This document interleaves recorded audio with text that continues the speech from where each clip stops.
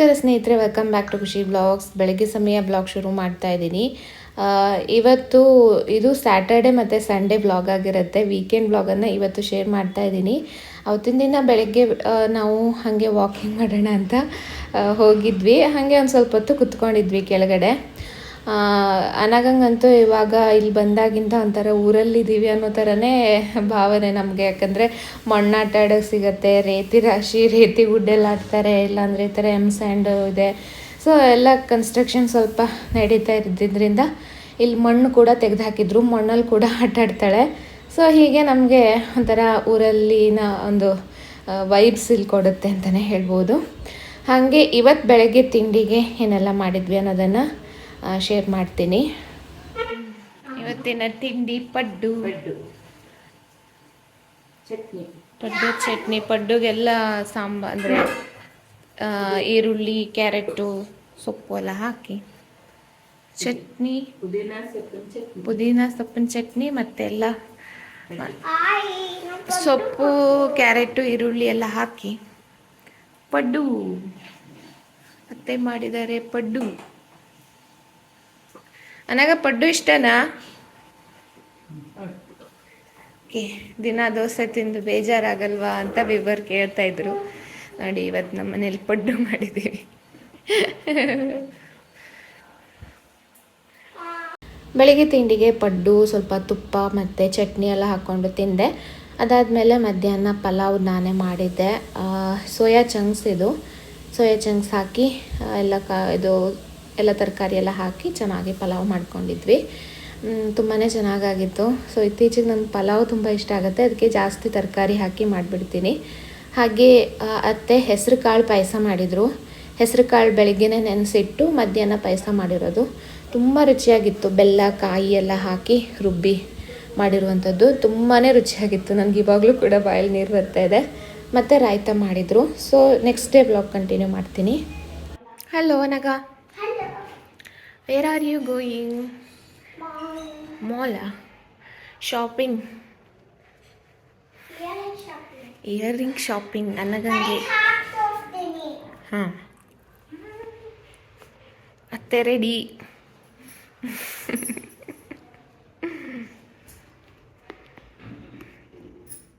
ಹಾಗೆ ಇವತ್ತು ನಾನು ಹಾಕ್ಕೊಂಡಿರೋ ಡ್ರೆಸ್ಸು ಮೀಶೋದಲ್ಲಿ ತೊಗೊಂಡಿದ್ದು. ತುಂಬ ಚೆನ್ನಾಗಿದೆ. ಮೆಟರ್ನಿಟಿ ಡ್ರೆಸ್ ಇದು. ಕಾಟನ್ ಡ್ರೆಸ್ಸು ಜಸ್ಟ್ 300ಗೂ ಏನೋ ಇತ್ತು. ಚೆನ್ನಾಗಿದೆ ಅಂತ ಅನ್ನಿಸ್ತು. ಕಲರ್ಫುಲ್ಲಾಗಿದೆ. ಸೊ ಲಿಂಕ್ ಬೇಕಿದ್ದರೆ ಡಿಸ್ಕ್ರಿಪ್ಷನ್ ಬಾಕ್ಸಲ್ಲಿ ಕೊಟ್ಟಿರ್ತೀನಿ. ಹಾಗೆ ಇವಾಗ ಮನೆಯಿಂದ ಹೊರಟ್ವಿ. ಅವತ್ತಿನ ದಿನ ನಾವು ಕ್ಯಾಬ್ ಮಾಡ್ಕೊಂಡು ಹೋಗಿದ್ವಿ. ನಮ್ಮ ಕಾರ್ ತೆಗ್ದಿರಲಿಲ್ಲ. ಅಚ್ಚುತ್ತವರು ಮೊದಲನೇ ದಿನ ರವೀಂದ್ರ ಕಲಾಕ್ಷೇತ್ರಕ್ಕೆ ಹೋಗಿ ತಾಳಮದ್ದಲ್ಲೇ ನೋಡಿದ್ರು. ರಾತ್ರಿ ಇಡೀ ನಿದ್ದೆ ಇರಲಿಲ್ಲ ಅವ್ರಿಗೆ. ಸೊ ಕ್ಯಾಬ್ ಮಾಡಿಕೊಂಡೇ ಹೋಗೋಣ ಅಂತ ಹೇಳಿದೆ. ನೆಕ್ಸ್ಟ್ ನಾವಿವಾಗ ಮಲ್ಬಾರ್ ಗೋಲ್ಡ್ ಆ್ಯಂಡ್ ಡೈಮಂಡ್ಸ್ಗೆ ಬಂದ್ವಿ. ಫಸ್ಟ್ ಟೈಮ್ ನಾನಿಲ್ಲಿ ಗೋಲ್ಡ್ ತೊಗೊಂಡಿದ್ದು. ಅನಗಂಗೆ ಫಸ್ಟು ಇಯರಿಂಗ್ ತೊಗೊಂಡ್ವಿ, ಚಿಕ್ಕದೊಂದು ಸ್ಟಡ್ಡು. ಆಮೇಲೆ ನನಗೆ ಅಂತ ಒಂದು ನೆಕ್ ಪೀಸ್ ನೋಡ್ತಾ ಇದ್ವಿ. ಒಂದು ಚಿಕ್ಕದೊಂದು ನೆಕ್ಲೆಸ್ ತೊಗೊಳ್ಳೋಣ ಅಂಥೇಳಿ. ಇದು ಸ್ಟೋನು ಮತ್ತು ಪರ್ಲರ್ ಇರುವಂಥದ್ದು. ಸೊ ಸುಮಾರಷ್ಟು ಕಲೆಕ್ಷನ್ ಇತ್ತು. ತುಂಬ ಚೆನ್ನಾಗಿದೆ ಅಂತ ಅನ್ನಿಸ್ತು. ಎಷ್ಟು 10 ಗ್ರಾಮ್ ಒಳಗಡೆ ಎಲ್ಲ ಇತ್ತು. ಇದೆಷ್ಟು 12 ಗ್ರಾಮು ಅಷ್ಟು ಇತ್ತು. ಸೊ ಒಂದು 15 ಗ್ರಾಮ್ ಒಳಗಡೆ ಎಲ್ಲ ತುಂಬ ಚೆನ್ನಾಗಿರೋ ನೆಕ್ಲೆಸ್ ಎಲ್ಲ ಇತ್ತು. ನನಗೆ ಇಲ್ಲಿ ಕಲೆಕ್ಷನ್ ತುಂಬಾ ಇಷ್ಟ ಆಯಿತು. ಅಂದರೆ ಚಿಕ್ಕ ಬಜೆಟಲ್ಲೂ ಕೂಡ ನಾವು ಸರಗಳನ್ನು ತೊಗೋಬೋದು. ಇದು ಫಸ್ಟ್ ಟೈಮ್ ನಾನು ಗೋಲ್ಡ್ ಅಂದರೆ ಡೈಮಂಡ್ ನೆಕ್ಲೆಸ್ ಹಾಕಿರೋದು ಜೀವನದಲ್ಲಿ. ಚೆನ್ನಾಗಿತ್ತು ಡೈಮಂಡ್ ನೆಕ್ಲೆಸ್ಸು. ಬಟ್ ನಾನು ಡೈಮಂಡ್ ಏನು ತೊಗೊಳ್ಳೋ ಪ್ಲ್ಯಾನಲ್ಲಿ ಇರಲಿಲ್ಲ. ಜಸ್ಟ್ ಅವರು ತೋರಿಸ್ತಾ ಇದ್ದರು, ಎಲ್ಲ ಹಾಕಿ ನೋಡಿದೆ. ಅದರಲ್ಲಿ ಒಂದನ್ನು ನಾನು ಸೆಲೆಕ್ಟ್ ಮಾಡಿ ತೊಗೊಂಡಿದ್ದೀನಿ. ನನಗೆ ಅಚ್ಚುತ್ತವರು ಗಿಫ್ಟ್ ಕೊಟ್ಟಿರುವಂಥದ್ದು. ಅದನ್ನು ನಾನು ಹಾಕ್ಕೊಂಡಾಗ ತೋರಿಸ್ತೀನಿ, ಇವಾಗಲೇ ತೋರ್ಸೋಕ್ಕಾಗಲ್ಲ. ಸೊ ಅದೊಂದು ಅಂದರೆ ಸೀಕ್ರೆಟ್ ಅಲ್ಲ, ನಾನು ತೋರಿಸ್ತೀನಿ ನೆಕ್ಸ್ಟ್ ಮುಂದೆ ನಾನು ಹಾಕ್ಕೊಂಡಾಗ. ನಾನು ಸೀಮಂತಕ್ಕೆ ಅಂತ ಅಚ್ಚುತ್ತವರು ಗಿಫ್ಟ್ ಕೊಟ್ಟಿದ್ದಾರೆ. ನಾವು ತುಂಬ ಏನು ಗೋಲ್ಡ್ ಇರೋದು ತೊಗೊಂಡಿಲ್ಲ, ಚಿಕ್ಕದು ತೊಗೊಂಡಿದ್ದೀವಿ, ಒಂದು ಚಿಕ್ಕ ಬಜೆಟಲ್ಲಿ. ಅದಾದಮೇಲೆ ಅನಗಂಗೆ ಇಯರಿಂಗ್ ಹಾಕ್ತಾಯಿದ್ದಾರೆ. ಸೊ ಇಯರಿಂಗು ಅವಳಿಗೆ ಅಂದರೆ ಕಿವಿ ಹೋಲು ಸ್ವಲ್ಪ ಚಿಕ್ಕದಿತ್ತು. ಸೊ ಹಾಗಾಗಿ ಎಷ್ಟು ಅಳ್ತಾಳೋ ಏನೋ ಅಂತ ಅಂದ್ಕೊಳ್ತಾ ಇದ್ದೆ. ಬಟ್ ಏನೂ ಹತ್ತಿಲ್ಲ, ಸುಮ್ಮನೆ ಕುತ್ಕೊಂಡಿದ್ಲು.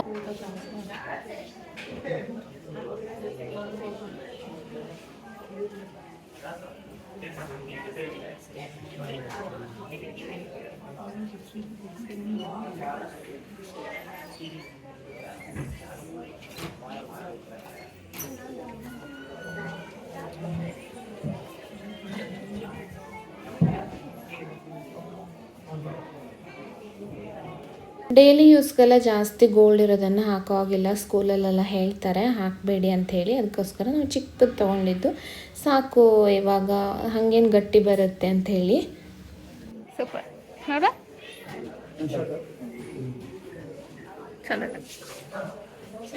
ಅದಾದಮೇಲೆ ಅಂದಾಗ ನಂಗೆ ಏನಾದ್ರು ತಿನ್ನಕ್ಕೆ ತೆಗೆಸ್ಕೊಡಿ, ಐಸ್ ಕ್ರೀಮ್ ಬೇಕು ಅಂತ ಹೇಳ್ತಾ ಇದ್ಲು. ಸರಿ ಶಾಪಿಂಗ್ ಏನೋ ಬಂದಿದ್ದೀವಿ, ಏನಾದರೂ ತಿನ್ನಿಸ್ಕೊಂಡೆ ಹೋಗೋಣ ಅಂಥೇಳಿ ಅಲ್ಲಿ ನೋಡಿದಾಗ ಪೋಲಾರ್ ಬೇರ್ ಇತ್ತು. ಸೊ ಅಲ್ಲಿ ಐಸ್ ಕ್ರೀಮ್ ಅಂತೂ ತುಂಬ ಚೆನ್ನಾಗಿರುತ್ತೆ ಅಂತೇಳಿ ಪ್ಲ್ಯಾನ್ ಮಾಡಿದ್ವಿ. ಅದಕ್ಕಿಂತ ಮುಂಚೆ ಇಲ್ಲಿ ಸ್ವಲ್ಪ ಫೋಟೋಸ್ ಎಲ್ಲ ತೆಕ್ಕೊಂಡೆ.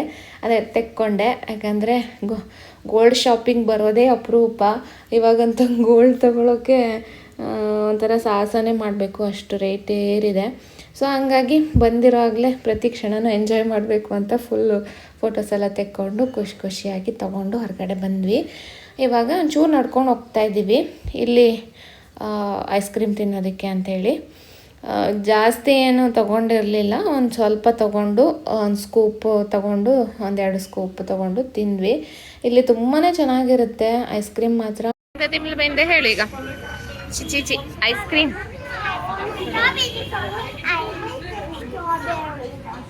ಬೇರೆ ಬೇರೆ ರೀತಿಯ ಫ್ಲೇವರ್ದು ಈ ಥರ ಸ್ಕೂಪ್ ತೊಗೊಂಡು ಟ್ರೈ ಮಾಡಿದ್ವಿ. ಚೆನ್ನಾಗೇ ಇತ್ತು, ಮತ್ತು ಹೇಳೋದೇ ಬೇಡ, ಯಾಕಂದರೆ ಎಷ್ಟೊಂದು ಜನ ಬರ್ತಾರೆ ಇಲ್ಲಿ, ಥರ ಫೇಮಸ್ ಅಲ್ವಾ ಇದು.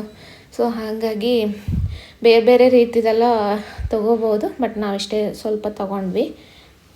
ಹಾಂ ಸರಿ, ಇದೆ ಹೆಂಗಿದ್ದು ಹೇಳು. ನನಗೆ ಐಸ್ ಕ್ರೀಮ್ ತಿಂತಿದ್ದಾಳೆ, ಹೆಂಗಿದೆ?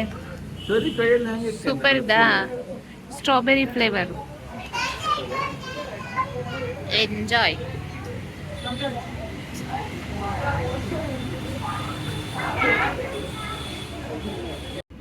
ಕ್ಯಾಬ್ ಬಂತು, ಬಾ.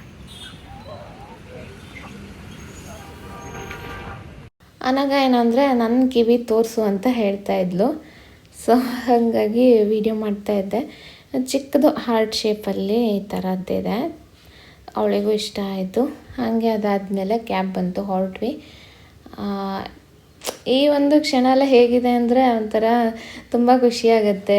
ಎಲ್ಲರ ಜೊತೆ ಹೋಗಿದ್ದು, ಶಾಪಿಂಗ್ ಹೋಗೋದು, ಅದೆಲ್ಲ ಒಂಥರ ಆ ಮೂಮೆಂಟು ಪದೇ ಬರೋದಿಲ್ಲ. ಹಾಗಾಗಿ ಆ ಕ್ಷಣಕ್ಕೆ ಎಂಜಾಯ್ ಮಾಡಿಬಿಡ್ಬೇಕು. ಸೊ ಹಾಗೆ ಮನೆಗೆ ಬಂದ್ವಿ. ಮನೆಗೆ ಬಂದಾದಮೇಲೆ ಅನಗಂಗೆ ನಾನು ಇಯರಿಂಗ್ ಹಾಕ್ಸ್ಕೊಂಡೆ ತೊಗೊಂಬಂದಿದ್ದೆ.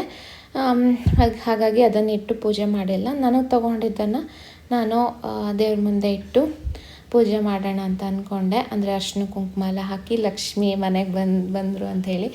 ಸೊ ಹಾಗಾಗಿ ಅರ್ಶಿನ ಕುಂಕುಮ ಎಲ್ಲ ಹಾಕಿ ಕೈ ಮುಗಿದು ಪೂಜೆ ಮಾಡ್ತಾಯಿದ್ದೀನಿ. ಸೊ ಹೀಗೆ ನಮ್ಮ ಮನೆಗೆ ಬರ್ತಾ ಇರು ಅಂಥೇಳಿ ಪೂಜೆ ಆಯಿತು. ಇವಾಗ ಅತ್ತೆ ಏನೋ ಸ್ಪೆಷಲ್ ತಿಂಡಿ ಮಾಡ್ತಾಯಿದ್ದಾರೆ. ನಾನು ಸುಮಾರು ದಿನದಿಂದ ಹೇಳ್ತಾ ಇದ್ದೆ ಶಾವಿಗೆ ತಿನ್ನಬೇಕು, ಒತ್ತು ಶಾವಿಗೆ. ಏನೇನು ಹೇಗೆ ರೆಡಿ ಮಾಡ್ಕೊಂಡಿದ್ದೀರತ್ತೆ? ಬೆಳಿಗ್ಗೆನೆ 2 ಲೋಟ ಅಕ್ಕಿ ನೆನೆಸಿಟ್ಟಿದ್ದೆ, ಅದನ್ನ ಚೆನ್ನಾಗಿ ತೊಳೆದು ಇಟ್ಕೊಂಡಿದ್ದೆ. ಈಗ ಚೆನ್ನಾಗಿ ಅದನ್ನ ರುಬ್ಬಿ ಇಟ್ಕೊಂಡಿದ್ದೇನೆ. ಈಗ ಒಲೆ ಮೇಲೆ 1 ಲೋಟ ನೀರು ಹಾಕಿ ಚೆನ್ನಾಗಿ ಕುದಿತಾ ಇದೆ. ಇವಾಗ ಈ ಹಿಟ್ಟನ್ನ ಹಾಕಿ ಚೆನ್ನಾಗಿ ಕಾಯಿಸ್ಬೇಕು, ಗಟ್ಟಿಯಾಗಿ ಮಣ್ಣಿ ಥರ.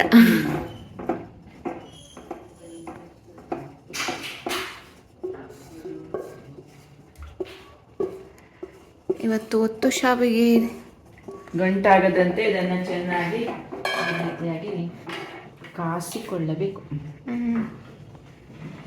ಸಣ್ಣ ಉರಿಯಲ್ಲಿ.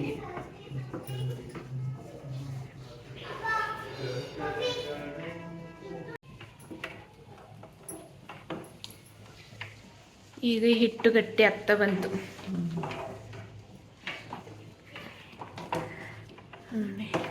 ಇದು ಮುದ್ದೆ ಮಾಡಲು ಬರ್ತಲ್ಲ, ಮುದ್ದೆ ಮಾಡಿ ಈಗ ಹಬೆಯಲ್ಲಿ ಬೇಯಿಸ್ಬೇಕು.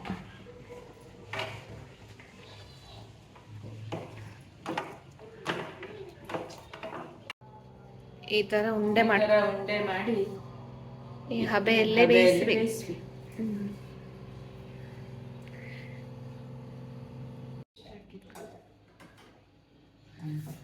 ಮುಟ್ಲ ಇತ್ತು ನೋಡಿ, ಗ್ಲಾಸ್ ಮುಟ್ಲ.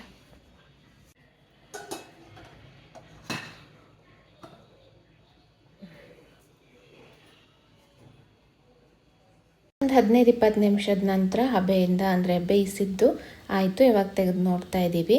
ಹಾಗೆ ಸ್ವಲ್ಪ ಬಿಸಿ ಬಿಸಿ ಇದ್ದಾಗಲೇ ಅದನ್ನು ಚಕ್ಲಿ ಇದು ಉರುಳಿ ಇರುತ್ತಲ್ಲ ಅದಕ್ಕೆ ಹಾಕಿ ಮಾಡ್ತಾಯಿದ್ದೀವಿ. ನಂದು ಏನಂದರೆ ಚಿಕ್ಕದು ಶಾವಿಗೆ ಒತ್ತೋದು ಅದಕ್ಕೆ ಏನು ಹೇಳ್ತಾರೆ ಬಿಲ್ಲಿ, ಅದು ಕಾಣೆ ಆಗಿತ್ತು. ಎಲ್ಲಿ ಹುಡುಕಿದ್ರೂ ಸಿಕ್ಕಿಲ್ಲ. ಸೊ ಹಾಗಾಗಿ ಅದು ಚಿಕ್ಕದು ಎಳೆದು ಬಂದಿಲ್ಲ, ದೊಡ್ಡದಾಯಿತು, ಒಂಥರ ನೂಡಲ್ಸ್ ಥರ ಆಯಿತು. ಬಟ್ ಟೇಸ್ಟ್ ಮಾತ್ರ ಚೆನ್ನಾಗೇ ಇತ್ತು. ಚಿಕ್ಕ ಎಳೆ ಬಂದಿದ್ರೆ ಇನ್ನೂ ಚೆನ್ನಾಗಿರೋದು.